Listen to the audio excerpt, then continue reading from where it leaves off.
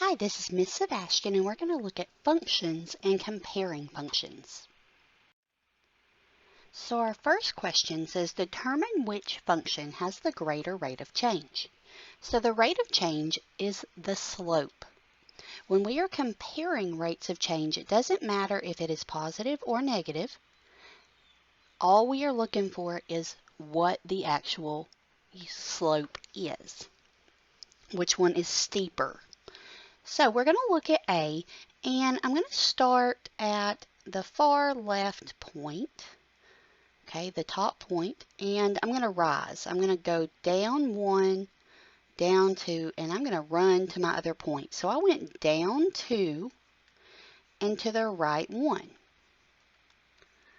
Okay, now for B, that slope, I'm going to have to use my y2 minus y1 over x2 minus x1. So I'm just going to name, let's do 1 and 2. So my second y is 0. My first y is negative 16. My second x is negative 1. My first x is negative 9. So minus a negative is the same as plus a positive. So then I have 16 over negative 1 plus 9 is 8. 16 divided by 8 is 2. Well, my slopes are negative 2 and positive 2. So which slope has the greater rate of change? This is kind of like a trick question because they have the same steepness. They have the same slope. One is positive, one is negative. If the coordinates of a quadrilateral are composed in the first quadrant of the coordinate plane are 0, 0, AB, 0B, and A0, what is the most accurate classification of the quadrilateral? So what I like to do here, because it's hard for me to picture letters on the grid, I like to put in numbers. So it kind of gives me an accurate depiction, but I always want to put different numbers for each letter.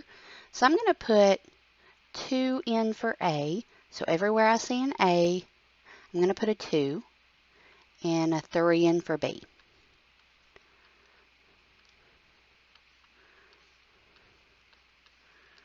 So I put an 2 in the A spots and then a 3 in the B's. So now I can graph it and kind of see what it's going to look like. So 2, 3, 0, 3, and 2, 0.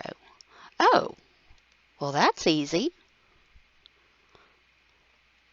What is that? That is a rectangle. That is a rectangle. So you're going to look at those. I would suggest making each letter a different number so that you can kind of see what shape that figure is going to be.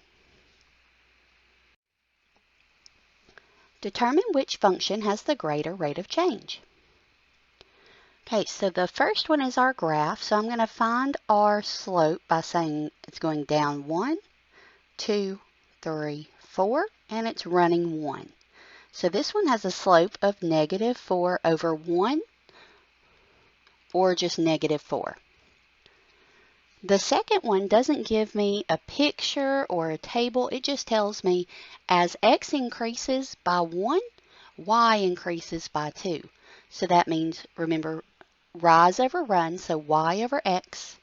So this one is 2 over 1. Well, which one's larger, 4 or 2? Even though the slope is negative, the graph here has the greater rate of change because it is a steeper slope than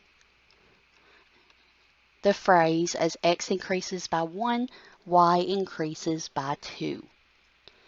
So the greater rate of change or the greater slope is the graph. what would the graph of y equals x plus 1 look like? So I'm going to plot my y-intercept at 1, and x has a coefficient of 1, so that means my slope is 1. So that means for every time it goes up by 1, it goes to the right by 1. Okay, so yours would be a straight line looking like that. We also have a question here on the left that says, what would the graph of y equals x squared minus 4 look like? Well, that minus 4 is our y-intercept, but x squared tells me it's going to be a parabola. A parabola looks like a big U, and it's going to look something like that. Now, we could go into more detail and find the table and find each and every point, but you're just looking for what it looks like right now. So as long as your x does not have an exponent, it's going to be a straight line. If it has an exponent of 2 or 4, it's going to be a parabola like that U.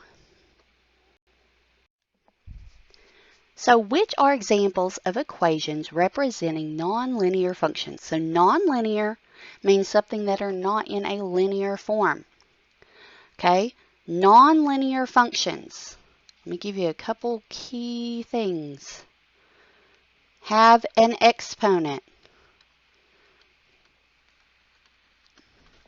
Have a fraction with x on the bottom. Only x on the bottom. X on the top is just fine, but x on the bottom is not. And then anything with absolute value bars, that is nonlinear as well. So if I look at these, I'm looking for an exponent. Oh, this one has an exponent. That would be nonlinear. This one, the second one, y equals x plus 2, does not fall into any of those categories, so it is good. It is a linear function. The third one, it is 5 divided by x. So this is nonlinear because it is divided by x.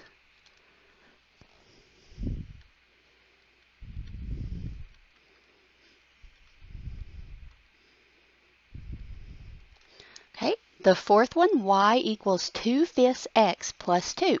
Well, that x is not on the bottom of the fraction, so it is linear because it is not on the bottom.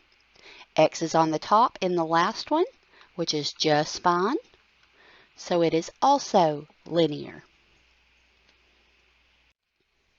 What would the graph of y equals 5/8 x minus 2/3 look like? Well, I don't see any squares, so it's going to be a straight line with a y-intercept of negative 2/3. So let me put that on here, negative 2/3, and a slope of 5/8. This is our slope. That means it's going to rise 5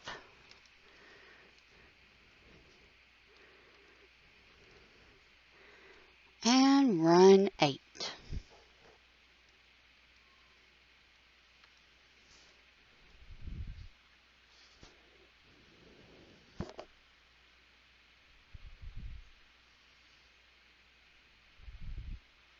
So it'll be about right there.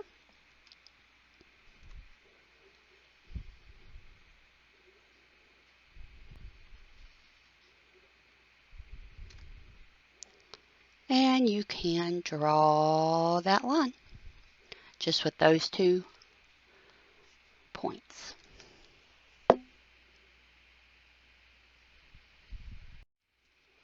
Complete the table for the given function. So it tells us x squared plus negative 4. That's the same as x squared minus 4. All we're going to do is plug in the 0 where we see the x. So 0 squared plus negative 4. 0 squared is 0 plus negative 4 gives me negative 4. Now we're going to plug in the 1. 1 squared is 1. 1 plus negative 4, that gives me negative 3. I'm going to plug in 2. 2 squared. 2 squared plus 4, sorry, negative 4. That would be 4 plus negative 4. That gives me 0.